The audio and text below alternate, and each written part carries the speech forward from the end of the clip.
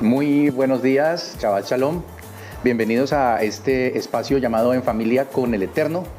Para quien no me conozca, mi nombre es Ricardo Riveros y estamos transmitiendo desde Colombia. Un saludo muy especial a cada uno de ustedes en este día, sábado 7 de febrero del año 2026, que corresponde al día 20 del 11º mes, el mes de Shevat, del año 5786 del calendario perpetuo de Hillel II, del calendario perpetuo de Hillel II. Este día, este sábado, este Shabbat, es muy especial. ¿Saben por qué, hijos? Este Shabbat es conocido como Shabbat Kalá. El Shabbat Kalá. ¿Qué significa Kalá? ¿Recuerdan? Perdón, amor. Novia. ¿Qué dijo la mamá? Novia. Novia. Shabbat Kalá. ¿Por qué creen ustedes que se llama Shabbat Kalá? Tú, Mati. Hoy, la lectura que se hace de la Torá en las comunidades abrahámicas hebreas, porque también hay comunidades abrahámicas árabes. Es decir, no me gusta casi decirlo porque se centra mucho en una religión como tal, pero en las comunidades abrahámicas judías, es decir, en las sinagogas judías y en las sinagogas o kehilot judeo-mesiánicas, es decir, aquellos que por su creencia en Jesús o en Yeshua como Mesías, pues no son bienvenidos en una sinagoga ortodoxa, pero igual se lee la porción llamada Itro. ¿Recuerdan quién era Itro? El suegro de Moisés. El suegro de Moisés. ¿Y qué de especial tenía este señor? ¿Qué características tenía Itro? Conocido también en el mundo cristiano como Yetro o Jetro. ¿Qué características tenía él? ¿Señor no era un líder? Ese señor era un líder. ¿Qué tipo de líder? Era sacerdote de Madián. Era un sacerdote de Madián. ¿Qué dios adoraban en Madián? Tenían varios dioses, ¿no? Los madianitas eran idólatras. Acuérdese algo, para que vayamos entrando en materia. Los madianitas eran considerados gentiles, pero Madián es uno de los hijos de Abraham. ¿Con quién? Con Ketura o con Setura. Es uno de los 12 príncipes que tuvo Abraham con Setura. ¿Ok? Madián o Midian. A pesar de que sabían que ese era su linaje abrahámico, adoraban otros dioses. Se habían ido por el camino idólatra. Adoraban a Astarot, a los Baales. Eran varios Baales. ¿Ya? Y este hombre, Itro, era sacerdote. Era un líder religioso madianita. Y ahí está lo importante de esta sección. Pero antes de continuar con Itro, ¿por qué este día, este sábado, particularmente de la lectura de la Parashá Itro, se llama Shabbat Kalá, Shabbat de la novia? Porque esta es la sección de la Torá en donde se lee en todas las congregaciones las 10 declaraciones. En el mundo cristiano se conoce como los 10 mandamientos, que ya por haber estudiado y haber analizado los textos sabemos que no son 10. Pero ¿por qué se llaman 10? Porque el 10 da un significado de totalidad. Pero cuando leemos las declaraciones son 14. Son 14 realmente. ¿Ok? Se conoce como las 10 declaraciones. ¿Y qué tiene que ver eso con que el sábado de hoy se llame el Shabbat de la novia? ¿Cuál es la relación? ¿Tú la sabes, José? Es que la Torah es ese contrato, ¿no? Matrimonial. Correcto. Las tablas de la ley se tomaron como un contrato matrimonial. La palabra hebrea se llama ketubá. La ketubá entre el Eterno y su pueblo. ¿Ok, Mati? Tú que tienes memoria fotográfica, recuerda eso. ¿Por qué hoy es Shabbat Kala? ¿Por qué hoy se lee qué? La que tú vas. Es, mi amor, no le pongas atención a lo que estén escribiendo, ponle atención a lo que estamos hablando, ¿ok? ¿Por qué hoy se llama Shabbat Kala? ¿Me puedes decir? Dile, José, ¿por qué hoy se llama Shabbat Kala? Porque no solo nos llama maniente, ¿no? Eso simboliza un contrato matrimonial entre el pueblo y Dios. Porque hoy se lee a nivel mundial los 10 mandamientos que el Eterno le entregó a Moisés en el monte Sinaí. Hoy es la lectura de los 10 mandamientos. Por eso hoy se llama Shabbat Kala. Pero la porción abarca muchas otras cosas y es lo que vamos a ver hoy. Yo tengo por aquí algo y es lo siguiente. Antes de Yitro existía un conocimiento basado en los patriarcas: Adán, Noaj, Abraham. Con esta porción nace formalmente lo que conocemos como la fe a través de la entrega de la ley. La fe a través de la entrega de la ley. ¿Ok? Antes del Sinaí no existía una ley de parte del Creador. Leyes existían. Obvio, en Egipto había leyes y en el imperio babilonio existían leyes y las civilizaciones de la época tenían sus leyes. Pero no se había hecho manifiesta la ley del Eterno. Entonces ellos vivían, era conforme a la tradición oral. Las historias que les habían contado sus abuelos. Y la tradición se fue conservando de padres a hijos. ¿Ok?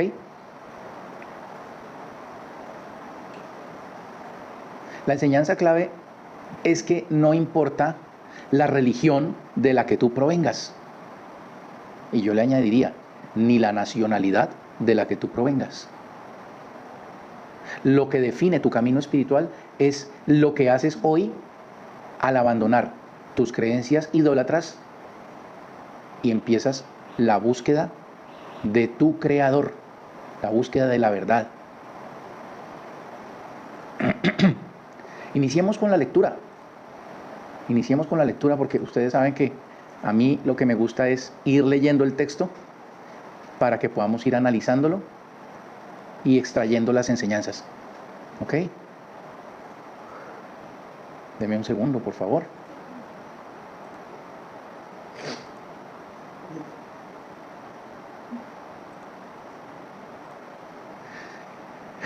Antes de comenzar, como cada Shabbat, quiero invocar la presencia del Eterno, del Soberano Dios Todopoderoso.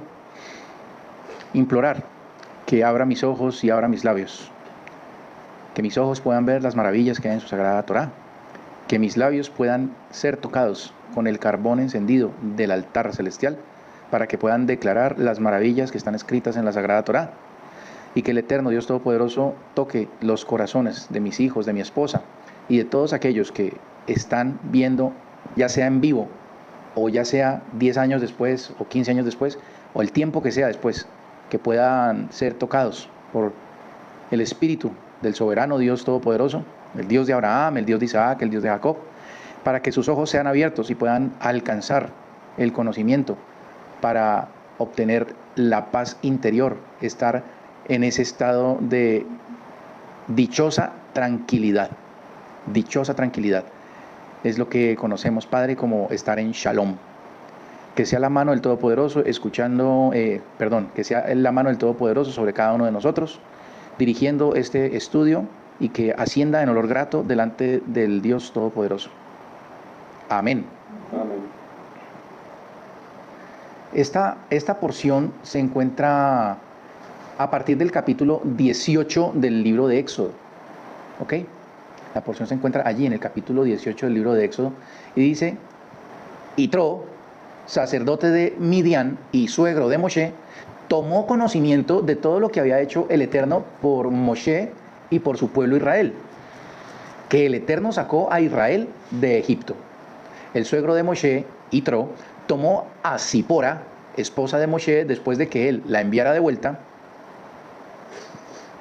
a sus 2 hijos, uno de los cuales se llamaba Gershom, significando extranjero fui en tierra extraña, y el otro se llamaba Eliezer, significando el Dios de mi padre me ayudó y me salvó de la espada del faraón. De modo que el suegro de Moshe, Yitro, acompañado por la esposa y los hijos de Moshe, fue al encuentro de Moshe, que estaba acampando junto al monte de Elohim, y le dijo a Moshe: yo, tu suegro Yitro, vengo a verte con tu esposa y sus 2 hijos. Moshe salió a recibir a su suegro, se inclinó ante él y lo besó. Se consultaron mutuamente por su bienestar e ingresaron a la tienda. Moshe le relató a su suegro todo lo que el Eterno había hecho al faraón y a los egipcios en favor de Israel, y todos los problemas que encontraron en el camino, y cómo el Eterno los había librado. Yitro se alegró por todo el bien que el Eterno hizo a Israel y que los liberó de la mano de Egipto. Exclamó Yitro: bendito es el Eterno, bendito es el Eterno, quien los salvó de la mano de Egipto y de la mano del faraón, quien rescató al pueblo del poder opresor de los egipcios. Ahora reconozco que el Eterno es más grande que todos los dioses. Ahora reconozco que el Eterno es más grande que todos los dioses, pues todo lo que tramaron contra ellos,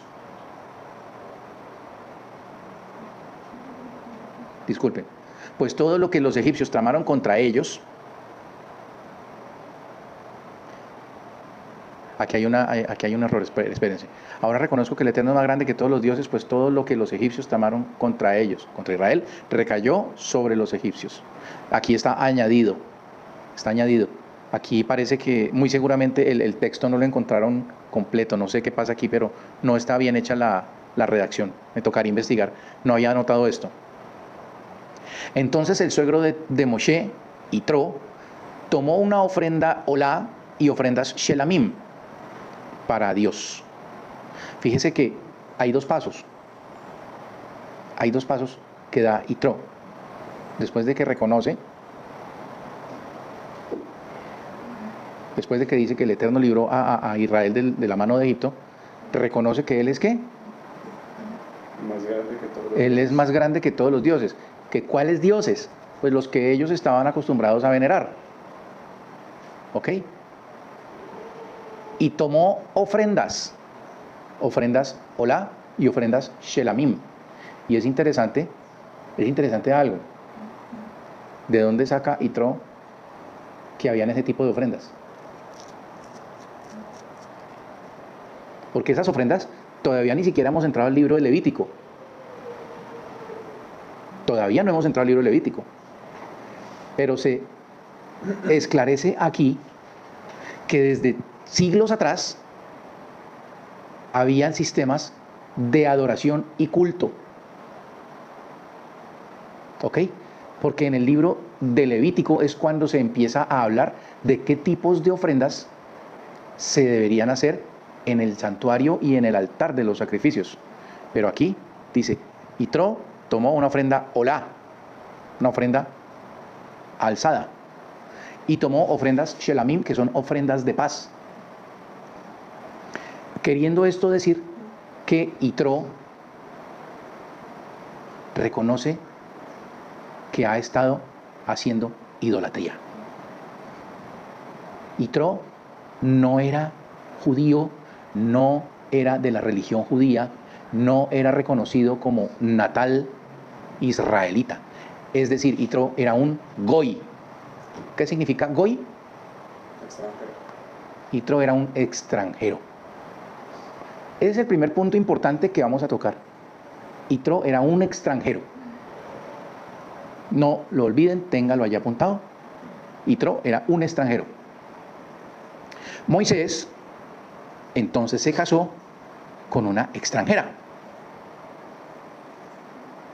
¿De dónde era la esposa de Moisés? Extranjera. ¿De qué ciudad? Madián. de Madián. Era madianita.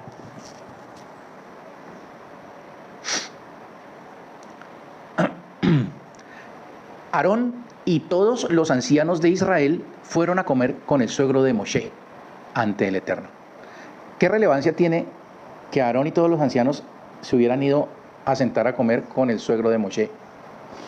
No es permitido a un judío, no es permitido a un hebreo sentarse a comer con un gentil.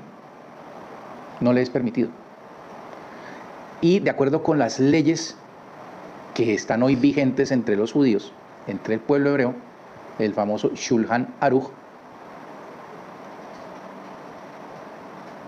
esto estaba claramente impedido. Lo cual nos lleva a pensar, ¿por qué estos señores se sientan a comer con Yitro? Ellos permiten este episodio porque saben que lo que se van a comer no ha sido sacrificado a los ídolos, sino que él hace un reconocimiento del Dios que sacó al pueblo de Egipto, y a ese Dios es a quien le hace los sacrificios Olá y Shelamim. Estos señores, junto con Aarón, al ver este episodio, manifiestan su aprobación dentro de la congregación de este Señor.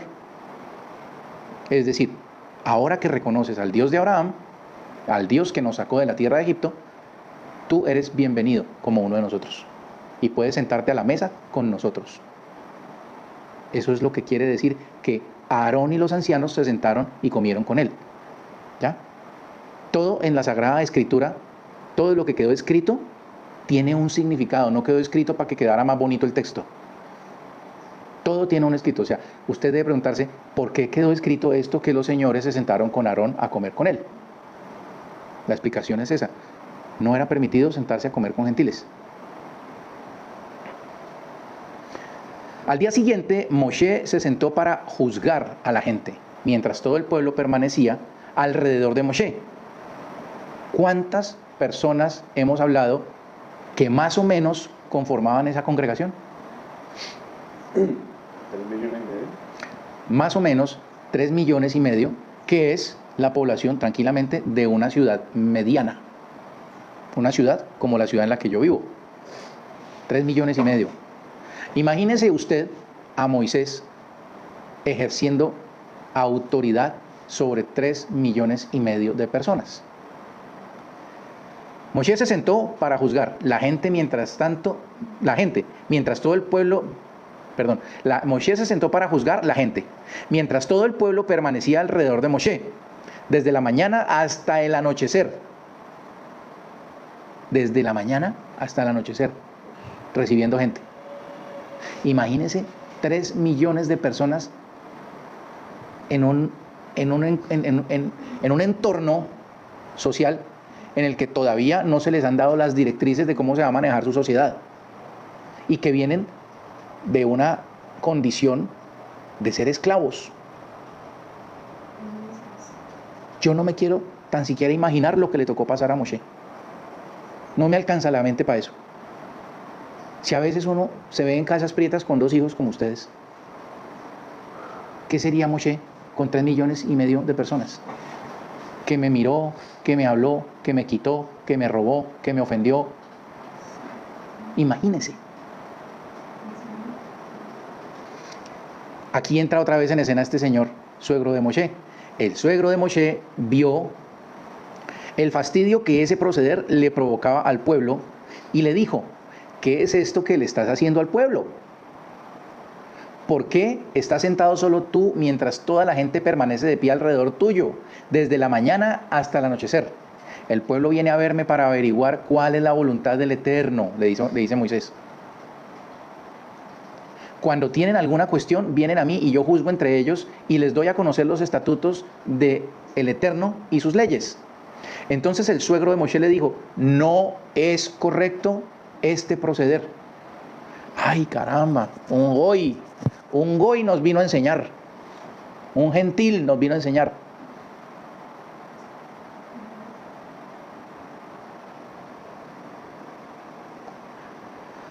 pues sin duda te cansarás tanto tú, así como Aarón, Hur y los 70 sabios.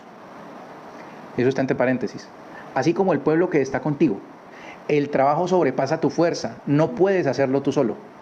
Ahora, escucha mi voz, te aconsejaré y que Dios esté contigo. Serás el intermediario del pueblo ante el Eterno. Tú le presentarás esas disputas al Eterno. A ellos les advertirás acerca de los decretos y las leyes. Les indicarás cómo deberán conducirse y qué deberán hacer. Primera parte del consejo: proclamar las leyes. Y aquí empieza la parte linda de la participación de Yitro, el suegro de Moshe. Yitro era un sacerdote. Y mientras fue idólatra, era un idólatra sincero. Ay, ¿cómo así?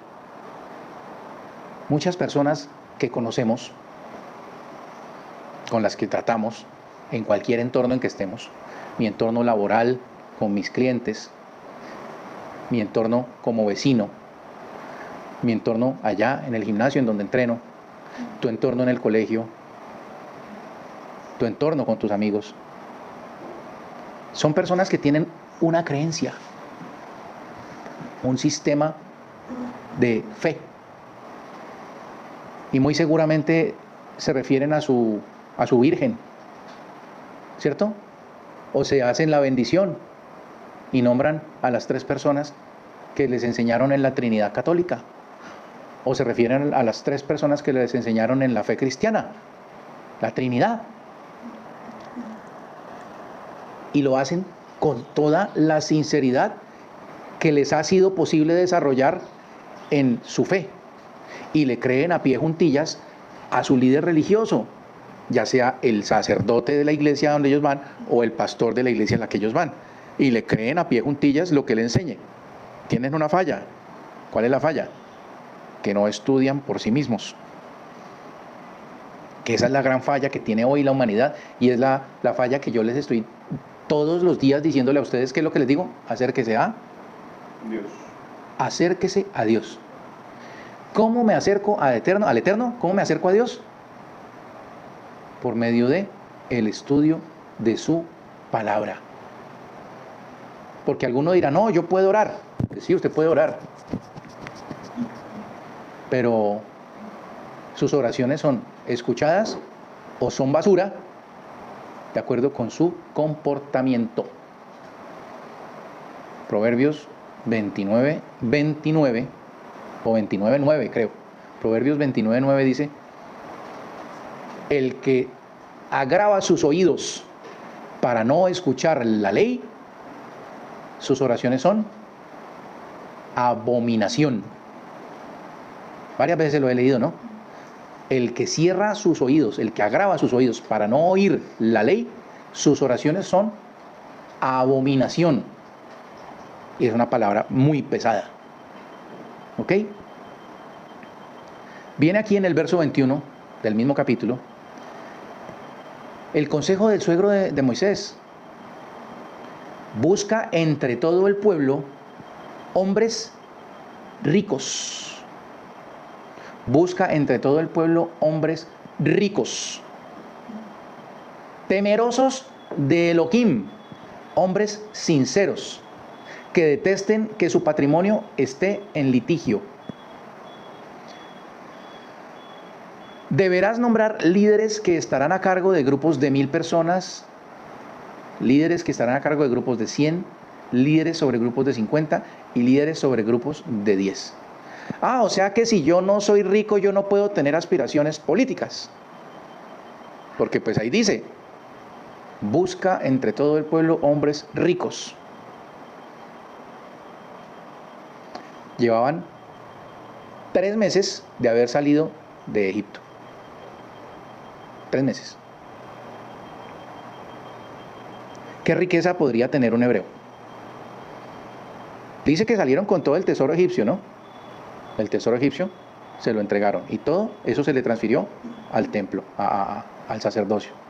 Con eso se construyó todo el santuario. ¿Cuál era la riqueza a la que se refería Yitro? ¿Qué significa riqueza para un hebreo? Vivir feliz con lo que tienen. Correcto. Cuando leemos el texto judío, el texto hebreo, cuando leemos la Biblia hebrea, tenemos que tener la mentalidad hebrea. Porque si es porque sea una persona rica que tiene derecho a ser parte de las autoridades, pues apague y vámonos. Porque en este siglo XXI, una inmensa mayoría de los que son inmensamente ricos, sus riquezas provienen de negocios ilícitos.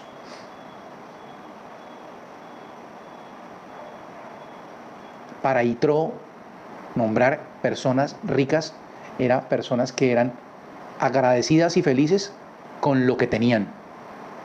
Personas que no anduvieran quejándose.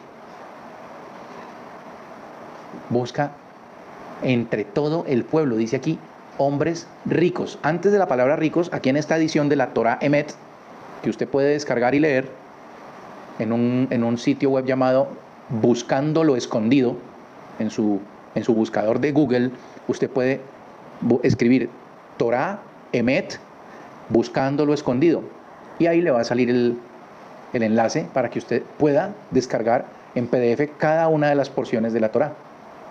Y hay una opción en las primeras, creo que 15, que usted puede descargar inclusive el texto hebreo.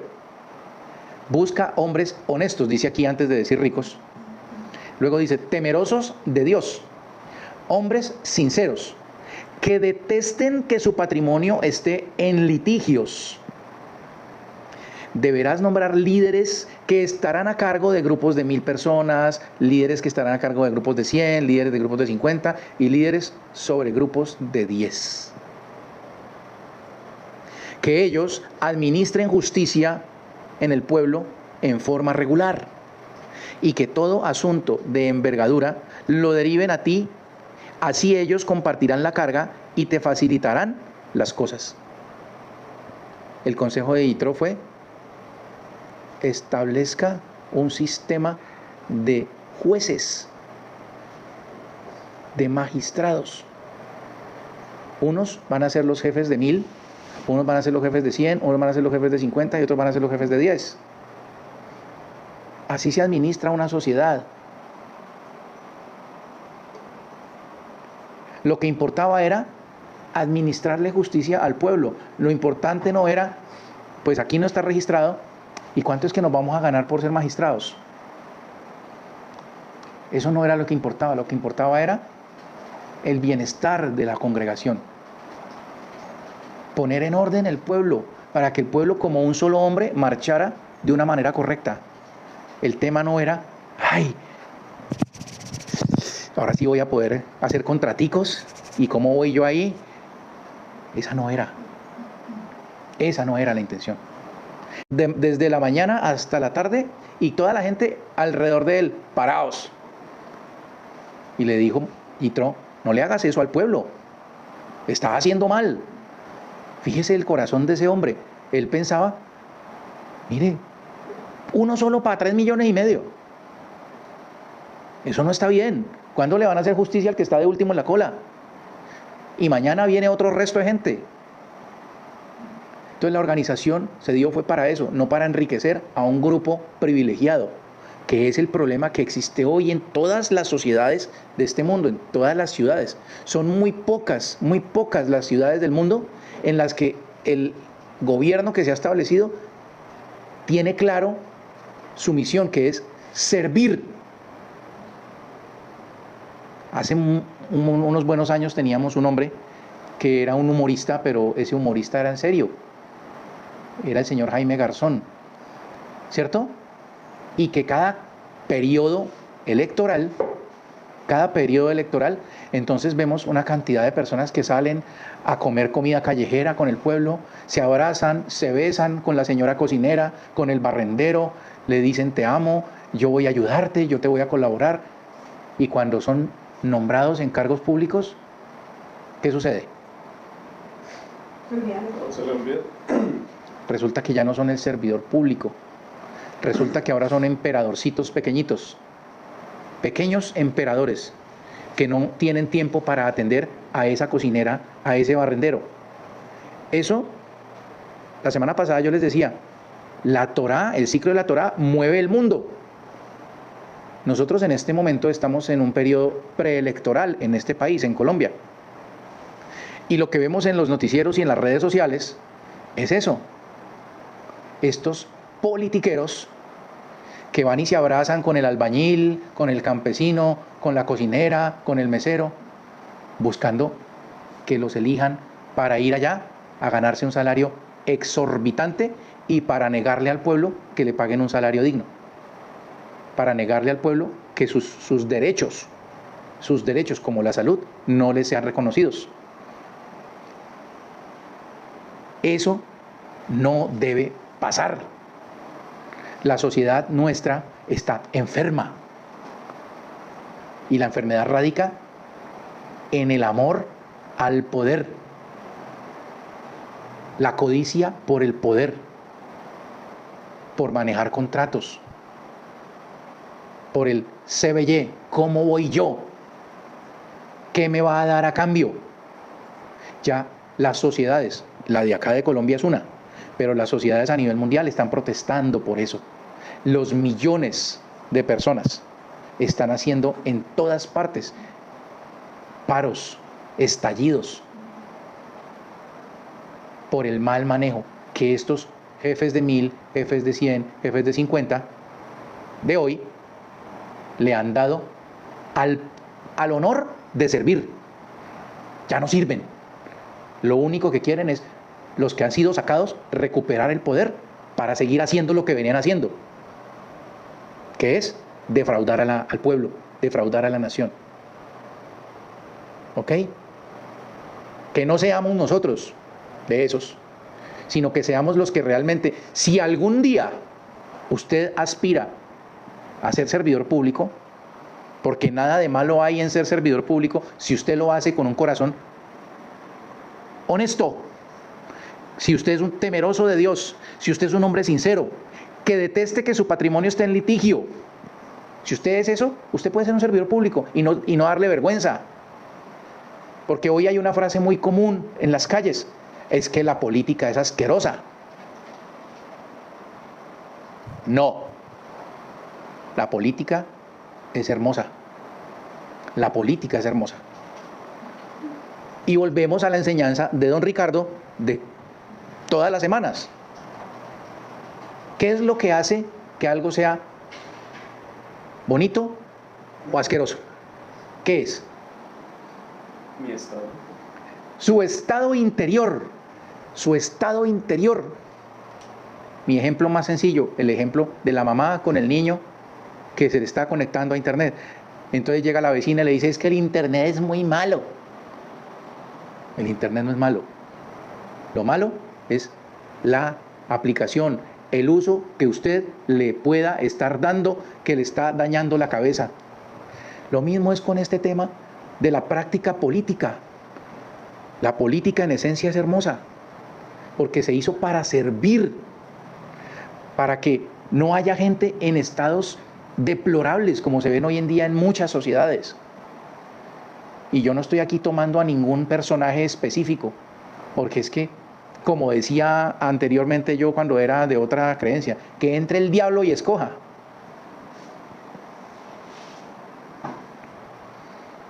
En este canal no hay un propósito con fines políticos. En este canal lo que hay es un fin moral. En familia con el Eterno está creado para crear una mejor sociedad a partir de la más pequeña parte que compone la sociedad, que es la familia. Si yo como papá soy corrupto, soy injusto, le pego a su mamá, si yo soy tramposo, mis hijos, ¿qué van a entender que es la educación? Y cogen al peladito después de que hicieron sus fechorías y le dicen, mi amor, no vaya a hacer eso. papito, no vaya a hacer eso, eso no se hace. El muchachito copia. La enseñanza no se da por preceptos, sino por ejemplo. Mi hijo hace lo que vio que yo hacía. Y ustedes tienen que entender eso. Mi hijo hace lo que vio que yo hacía. Por eso, cuando usted quiera entablar una relación con una niña, lo mejor que usted puede hacer en el periodo de conocimiento es ir a la casa de la niña y ver, como decían las abuelas, y ver qué pata puso ese huevo. ¿Por qué? Porque como es, con todo el respeto, pero es un dicho muy campesino, porque como es la vaca, así mismo es la ternera. Un amigo hace muchos años me decía, Ricardo, las mujeres se escogen como las vacas. Y yo entré en shock. Pues yo nunca he sido campesino, sí soy descendiente de campesino, pero soy un citadino desde nacimiento. Y este amigo, un hombre mayor, me dice, Ricardo, las mujeres se escogen como las vacas. Y yo, ¿y cómo es eso? Por la raza.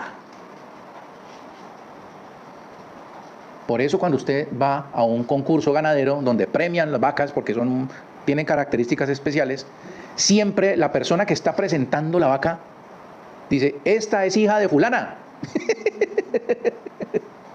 Lo mismo con los caballos, los pura sangre, por eso se dice pura sangre. Presentan un caballo y allá están los que conocen del ganado, de los caballos. Y pasan el caballo, un caballo lindo, hermoso, dicen, este es hijo de fulano.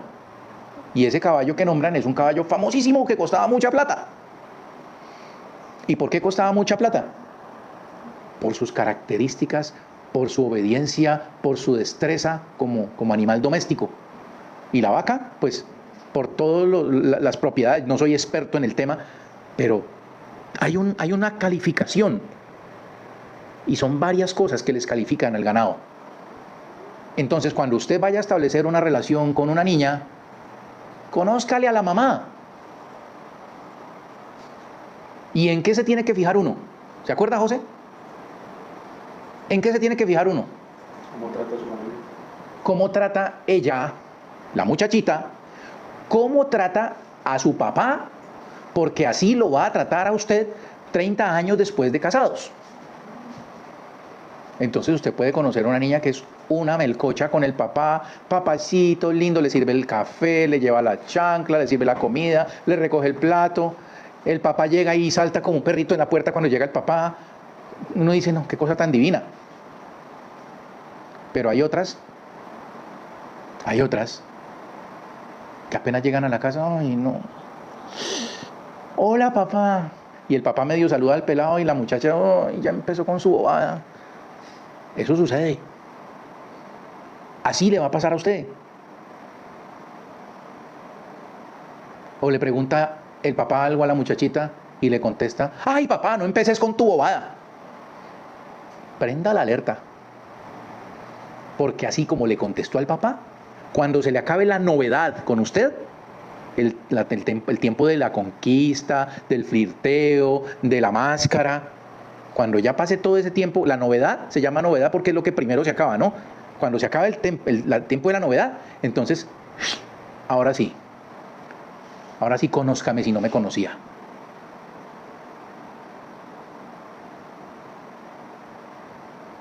Es importante cuando usted vaya a escoger, ojo, cuando usted vaya a escoger, no esposa para usted, claro que sí, esposa para usted, pero no esposa para usted, cuando usted vaya a escoger la mamá de sus hijos, que usted examine con rigor microscópico quién es esa candidata. Mujercitas que me están viendo, que de pronto les interesó lo que está hablando este viejo de acá. Cuando usted vaya a abrirle la puerta a un muchacho, pues ojalá que él la invite a usted a la casa de él para ver cómo él trata a su mamá y a sus hermanas, porque así la va a tratar a usted. en muy breve tiempo. Eso sin hablar de la parte física. Eso sin hablar de la parte física. La parte física es otra. Usted, joven, varón, quiere saber cómo va a ser esa muchachita hermosa que lo mata, que es divina, preciosa, cara linda, ojos lindos, boca linda, pelo lindo, cuerpo lindo. ¿Usted quiere saber cómo va a ser dentro de 35 años? Véale a la mamá. Y lo mismo pasa con usted, señorita. Usted quiere saber cómo va a ser ese muchacho corpulento y hermoso, con buen brazo, buen pecho, con ese pelo bien organizado. ¿Usted quiere ver cómo va a ser ese muchacho dentro de 35 años? Déjese invitar a la casa y conózcale al papá. Así va a ser. Hay un altísimo porcentaje de probabilidades que sea así. ¿Ok? Continuemos.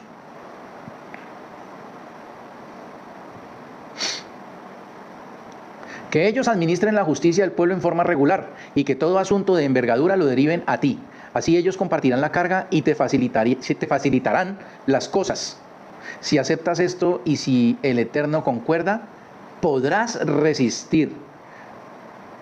Si aceptas esto, pero además, si el Eterno concuerda con lo que te estoy aconsejando, podrás resistir. O sea, él metió la cucharada, como decimos aquí en Colombia, pero le dijo, si tú aceptas y si el Eterno está de acuerdo,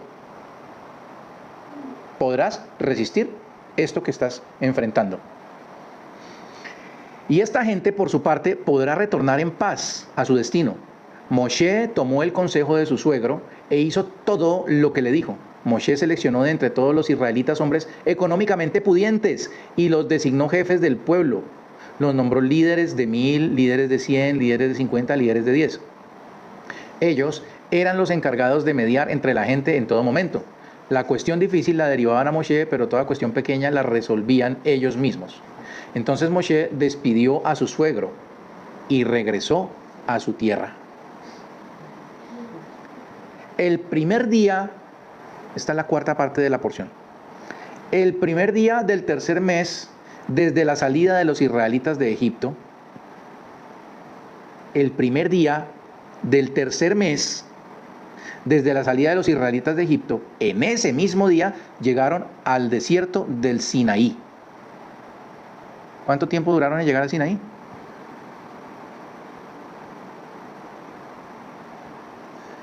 Cuando salieron de Egipto, ¿cuánto tiempo se demoraron en llegar al Sinaí? 3 meses. 3 meses. Salieron de Refidim y arribaron al desierto del Sinaí. Acamparon en el desierto. Israel acampó allí frente al monte. Moshe ascendió hacia el Eterno. El Eterno lo llamó desde el monte diciéndole, así le hablarás a la casa de Jacob y les dirás a los hijos de Israel. Ustedes vieron lo que le hice a Egipto y cómo los llevé a ustedes sobre alas de águilas y los traje hacia mí. Ahora, si escuchasen atentamente mi voz y cumpliesen mi pacto, si escuchasen atentamente mi voz y cumpliesen mi pacto, serán para mí el más preciado tesoro entre todos los pueblos, pues toda la tierra es mía. ¿Qué hay que hacer para que el Eterno me vea como el más preciado tesoro? ¿Qué hay que hacer para que el Eterno me vea como su más preciado tesoro? Escuchar y cumplir. ¿Qué cosa? Su pacto. Escuchar y cumplir su pacto. Ustedes serán para mí un reino de ministros y una nación sagrada. Estas son las palabras que deberás transmitir a los israelitas. Hijo, regáleme un vaso con agua, por favor. Estas son las palabras que deberás transmitir a los israelitas. Fue Moshe y citó a los ancianos del pueblo y expuso ante ellos todas las palabras que le ordenara el Eterno. Entonces todo el pueblo respondió unánimemente, haremos todo lo que dijo el Eterno. Se comprometieron. Hay un tema. Todavía no les habían dado las instrucciones. Haremos todo lo que diga el Eterno. Y Moshe le transmitió al Eterno las palabras del pueblo. El Eterno le dijo a Moshe: yo vendré hacia ti en una espesa nube para que el pueblo escuche mientras yo hablo contigo. Fíjese cómo es. Muchas veces no se comprende qué fue lo que sucedió, sobre todo en el mundo cristiano. Pues muchas personas se precian de que se han leído la Biblia una vez por año y que ya se la han leído como 10 veces o 20 veces. Y cuando uno les habla de esto que les estoy leyendo aquí, dicen: yo no había leído eso. Yo no había leído eso. Lo que yo sé es que Dios les entregó los 10 mandamientos y que los escribió en tablas de piedra. Pero resulta que aquí hay una porción bien interesante. Aquí dice: yo vendré hacia ti en una espesa nube para que el pueblo escuche. Yo vendré hacia ti en una espesa nube para que el pueblo escuche, para que ellos me oigan mi voz mientras yo hablo contigo. Dese cuenta cómo realmente fue. Hijos, pongan atención, porque aquí hay algo muy fuerte. Yo vendré a ti en una espesa nube. Yo vendré a ti en una espesa nube para que el pueblo escuche mientras yo hablo contigo, y así creerán también en ti para siempre. La intención del Eterno era que el pueblo escuchara sin filtros y sin intermediarios. Eso es lo que Él quiere, relacionarse con su pueblo sin un intermediario.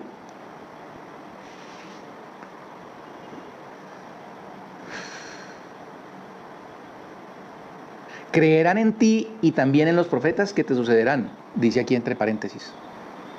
Y Moshe le transmitió al Eterno la respuesta del pueblo. El Eterno le dijo a Moshe: anda y prepara al pueblo hoy y mañana, que sumerjan sus ropas, que estén preparados para el tercer día, pues al tercer día el Eterno descenderá sobre el monte Sinaí a la vista de todo el pueblo. O sea, lo van a ver, no les van a contar. ¿Cuántas personas aproximadamente? 3,5 millones de personas.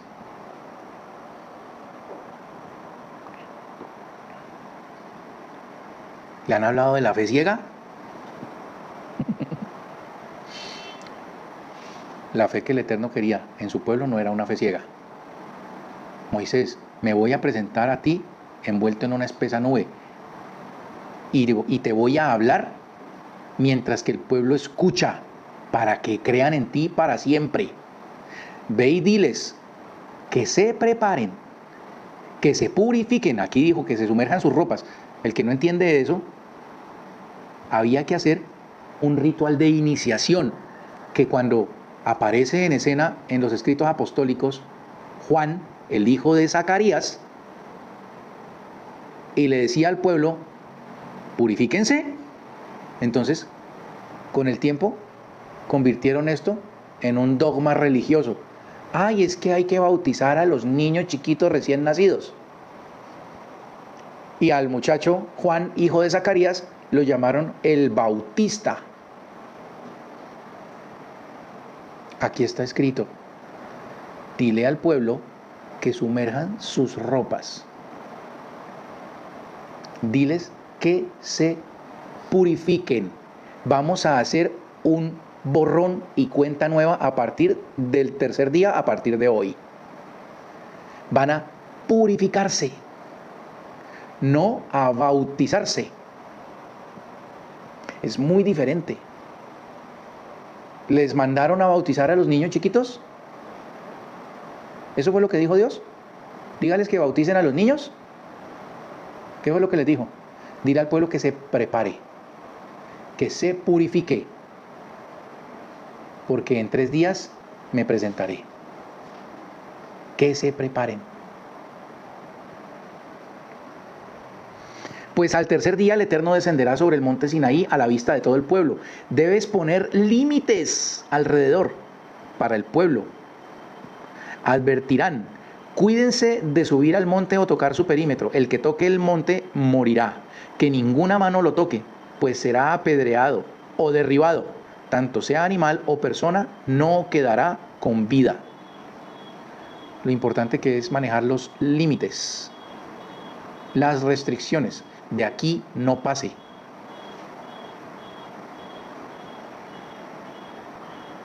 Cuando suene el shofar, podrán ascender al monte. Entonces Moshe descendió del monte hacia el pueblo y santificó al pueblo. Santificó al pueblo. Mejor dicho, con esa instrucción el pueblo bajó y les mandó decir: lo que el Eterno ha dicho es que usted debe hacer un ritual de iniciación que consiste en una purificación. Usted va a sumergirse en aguas y sus ropas deben ser lavadas. Purificación por dentro y purificación por fuera. Que se preparen y se purifiquen.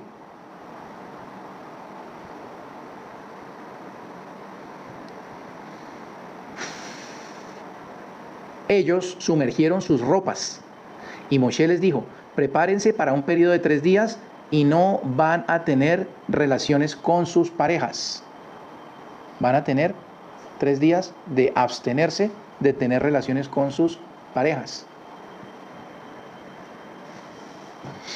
Y resulta que al tercer día, al despuntar la mañana, hubo truenos y hubo relámpagos y una espesa nube sobre el monte y un sonido muy fuerte de cuerno de carnero, de shofar. Todo el pueblo que estaba en el campamento se estremeció.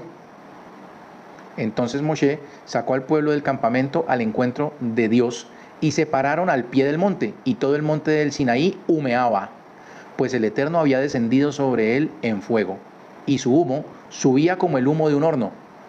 Todo el monte se estremeció mucho. El sonido del shofar se hacía cada vez más fuerte. Moshe hablaba y Elohim, Dios, le respondía respecto de la voz. Esto es conocido como el gran día del Señor. Y en el libro de Revelaciones, en el primer capítulo, cuando Juan entra en visión, dice: estaba yo en el día del Señor. Y eso lo han traducido como el dies dominé. Lo tradujeron. Y en las iglesias católicas dicen que Juan estaba un domingo. Estaba un domingo en un trance de una revelación, de una visión. Estaba un domingo, y ahí en el texto original no dice dies dominé. Estaba en el día del Señor. Y empieza a describir exactamente lo mismo que se está diciendo acá: truenos, relámpagos, temblor y el sonido de un shofar, aludiendo al día en que se presentó el Eterno delante de todo el pueblo envuelto en una nube densa, y que cuando se asentó en el monte, ese monte empezó a humear.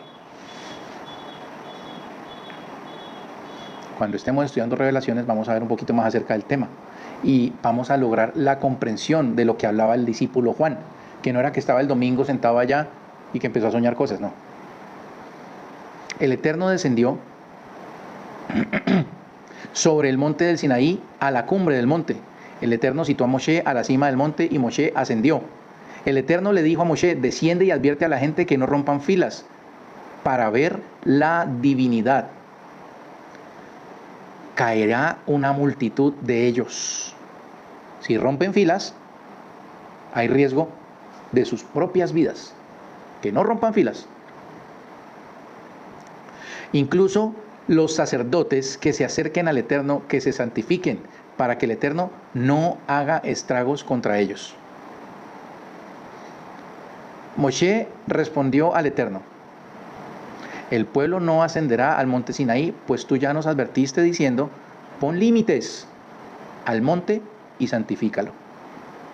Pero el Eterno le dijo: anda, desciende, y luego ascenderás tú y Aarón contigo. Pero los sacerdotes y el pueblo que no pasen los límites para ascender hacia el Eterno, no sea que provoquen estragos contra ellos.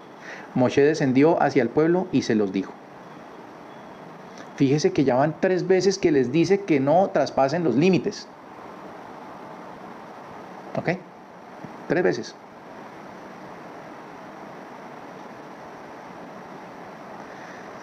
Aquí empieza la lectura de las 10 declaraciones. Es un momento de mucho respeto. Es un momento en que uno no se para y se va. Es un momento en que con toda la intención uno se sienta a escuchar calladamente y con todo el respeto lo que se va a leer. Leo de el capítulo 20, verso 1 en adelante. El Eterno habló todas estas palabras diciendo: Yo soy el Eterno, tu Dios, quien te sacó de la tierra de Egipto de casa de esclavitud. No tengas dioses de otros ante mí. No te hagas para ti escultura, ni imagen alguna de lo que hay arriba en el cielo, ni de lo que hay abajo en la tierra, ni de lo que está en el agua, bajo la superficie continental. No te prosternes a ellas ni las adores, pues yo soy el Eterno, tu Dios, el celoso, que castiga la maldad de los padres en los hijos, hasta la 3ª y la 4ª generación entre los que me aborrecen. Que hago el bien hasta miles entre quienes me aman y cumplen mis mandamientos. No tomes el nombre del Eterno, tu Dios, en vano, pues el Eterno no absuelve a quien toma su nombre en vano. Ten presente el día Shabbat para santificarlo. 6 días trabajarás y harás toda tu tarea, pero el día 7º es Shabbat, al Eterno, tu Dios. No hagas ninguna tarea, ni tú, ni tu hijo, ni tu hija, ni tu sirviente, ni tu sirvienta, ni tu animal, ni el prosélito que habita dentro de tus puertas. Pues en 6 días hizo el Eterno los cielos y la tierra, el mar y todo cuanto hay en ellos, y se abstuvo de crear en el 7º día. Por eso el Eterno bendijo el día de Shabbat y lo declaró sagrado. Honra a tu padre y a tu madre, de modo que vivas una larga vida sobre la tierra que el Eterno, tu Dios, te entrega. No asesines. No cometas adulterio. No raptes. No atestigües en falso en perjuicio de tu semejante. No codicies la casa de tu prójimo. No codicies la mujer de tu prójimo, ni su sirviente, ni su sirvienta, ni su toro, ni su asno, ni nada que le pertenezca. Todo el pueblo vio las voces y las llamas. ¿Usted ha visto una voz? ¿Usted ha visto una voz? ¿Tú? Usted que está ya viéndome, ¿usted ha visto una voz? Pues aquí dice que todo el pueblo vio las voces. Todo el pueblo vio las voces. En Revelaciones dice: y yo me volteé para ver la voz que hablaba conmigo.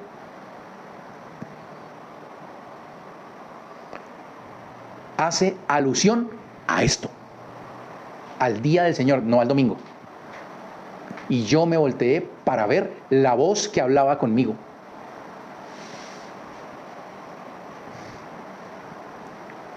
El sonido, repito desde el principio del verso 15, todo el pueblo vio las voces y las llamas, el sonido del chofar y el monte que humeaba.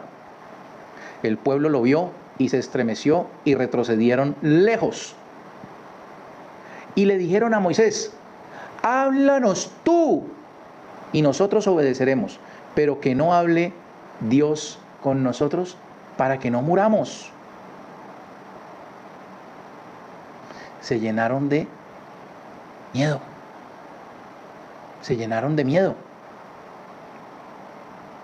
O sea que muy seguramente faltó preparación en esos 3 días. Muy seguramente faltó preparación. Y se llenaron de miedo. ¿Quería Dios que se llenaran de miedo? No. No. Él quería hablar directamente con su pueblo. Pero el pueblo retrocedió y se asustó. Y le dijeron a Moisés, no, hable usted con él. Hable usted con él y nosotros lo que él diga lo obedecemos. Para que no muramos. Moisés respondió al pueblo, no teman, pues para elevarlos a ustedes ha venido el Eterno, para que sientan ustedes el temor a él y no transgredan. El pueblo se mantuvo alejado y Moisés se acercó a la tiniebla donde estaba el Eterno. Dijo el Eterno, así les dirás a los israelitas, ustedes vieron que yo hablé con ustedes desde el cielo, no hagan conmigo, disculpen, no hagan imágenes de los entes celestiales que están conmigo en el cielo, dice aquí entre paréntesis, no hagan conmigo, no hagan para ustedes ni dioses de plata ni dioses de oro. Lo que el Eterno les estaba diciendo es que no vaya usted a hacer un muñeco en honor a mí. No vaya a construir un muñeco y después vaya a decir que soy yo. Ni de oro, ni de plata, ni de piedras preciosas, de nada. No haga eso. No haga muñecos ni les atribuya que soy yo, porque eso es un ídolo. Aquí viene entonces el comienzo de la instrucción de la construcción del tabernáculo del santuario. Haz para mí un altar de tierra y junto a él harás los sacrificios de tus ofrendas Olá y tus ofrendas Shelamim. Ay, las ofrendas que hizo Yitro. Miren en el momento que la empieza a decir. Ya había pasado un rato. Por lo menos 3 días habían pasado. Y sabemos que no, sabemos que más tiempo.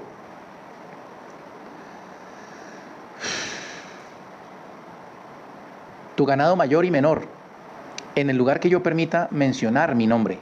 Vendré hacia ti y te bendeciré. Cuando me construyas un altar de piedra, no lo edifiques de piedras labradas, pues la piedra labrada, con herramientas de hierro, es indigna. No asciendas por escalones a mi altar, para evitar que se te marque la desnudez del cuerpo. Y aquí termina la lectura. Aquí termina la lectura de la porción. Ya sigue la Haftará, que no la vamos a leer hoy. Pero encontramos entonces varias cositas.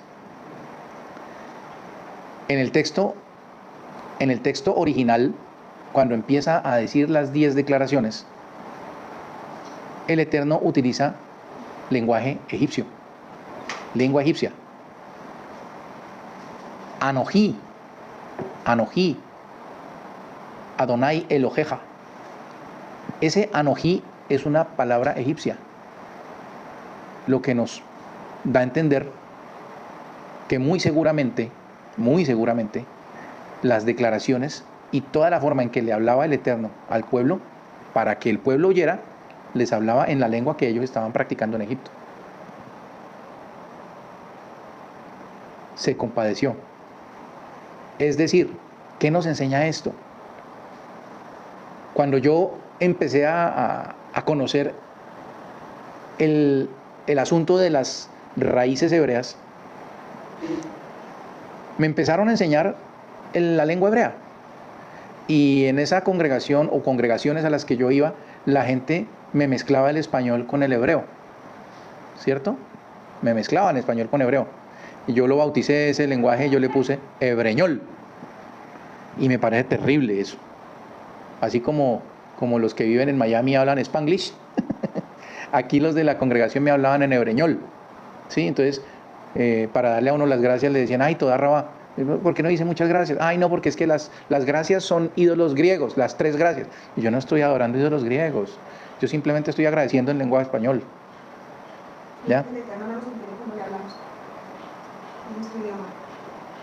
En una congregación a la que yo iba, empezaban a leer el libro de los rezos en hebreo. Y entonces yo decía, ¿y por qué no leen en español? Ay, no, porque es que el alma entiende el hebreo.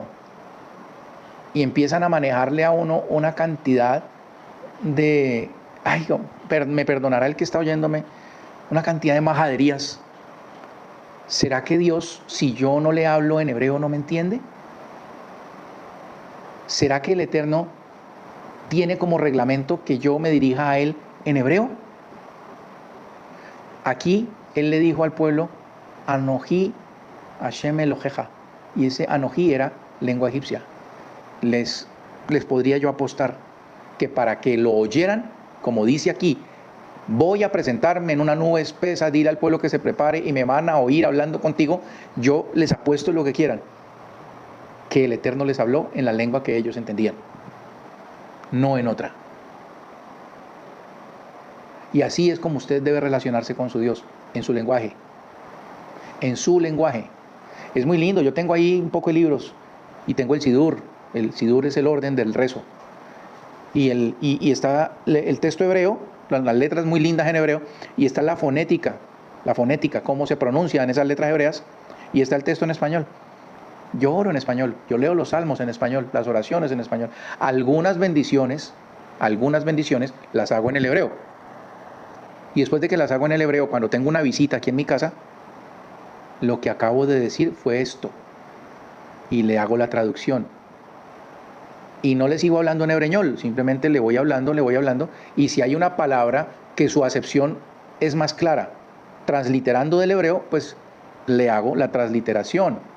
¿Sí? Anoche había una visita aquí en la casa y me preguntó qué significa shalom. Yo le dije, si le preguntas a cualquier persona te van a decir paz. Pero shalom, la palabra shalom, es un acróstico. Casi todas las palabras hebreas, o las más relevantes, son acrósticos. Y esta palabra shalom significa que el Eterno permita que tú estés completo. Que tú estés completo. Que es el mejor estado. Yo tengo un librito ahí que se llama El Templo de Dios.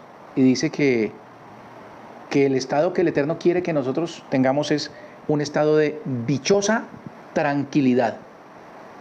Eso es shalom. Un estado de dichosa tranquilidad, que es mucho más que la paz. Muchos gobiernos del mundo dicen que trabajan en favor de la paz, y esa vaina por ningún lado se ve. Pero la dichosa tranquilidad que da el Eterno es un estado elevado en el que usted siente que es el soberano de todo lo que existe, quien está a cargo de todas sus necesidades. Y ese es el estado al que yo los quiero invitar que ustedes experimenten en sus vidas, en su hogar, con su familia, con su esposa, con sus niños, con sus hijos adolescentes o casi adultos, y sus hijos adultos que ya no vivan con ustedes. Que ustedes no sean enemigos de sus hijos, que a sus hijos les fascine visitarlos, que usted salga a la puerta de su casa y usted sepa que usted es agradable a sus vecinos, que no le huyan, que usted no llegue al fin de mes pilando el afrecho a ver cómo compra lo que se va a comer, que en su casa haya la porción suficiente. No es el que más trabaja el que más tiene. La abundancia es un estado interno. La abundancia es un estado interno, así como la carencia. Quisiera yo de pronto poder trasladar lo que yo he aprendido todos estos años. Y que así como en esa película Matrix, que les meten un dispositivo aquí atrás y aprenden cualquier cosa, a manejar cohetes, a manejar aviones, aprenden física cuántica, lo que sea, con una conexión aquí. Quisiera yo poder hacer eso con ustedes. A mí me ha costado y me está costando, pero hasta donde he llegado en este momento me ha costado 39 años. 39 años me ha costado, de mis 54. 39 años me ha costado estudiar, buscar, ensayo, error. Todavía me sigo equivocando, todavía sigo cometiendo errores, muchos. Pero lo importante es que algún día di mi primer paso. Algún día me sumergí en agua y lavé mis ropas, así como lo leímos ahora. Hágalo, hágalo. Ponga en práctica lo que cada semana se le transmite desde este lugar. Propóngase día a día eliminar un mal rasgo de carácter y reemplazarlo con un buen rasgo de carácter. No todo lo que aprendí cuando iba a iglesias era malo. No todo era malo. No todo era mentira.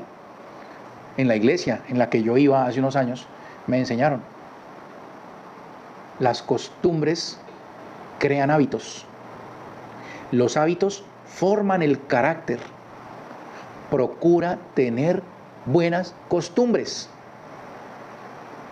para que así tengas un buen carácter. Fíjese que no dice procure tener buenos hábitos, no, procure tener buenas costumbres. Empiece por lo más pequeño. Despiértese temprano. Si usted no es capaz de despertarse temprano porque el llamado de la naturaleza no funciona en usted todavía, entonces use la tecnología de un teléfono celular y programe una alarma para que la alarma lo despierte. Si usted al primer pito no se despierta, entonces programe 3, 4 o 5 alarmas, una tras otra, cada 5 minutos, y dese 20 minutos para salir de los brazos del sueño, por no nombrar dioses paganos. Despiértese temprano. Al despertarse temprano, haga su cama.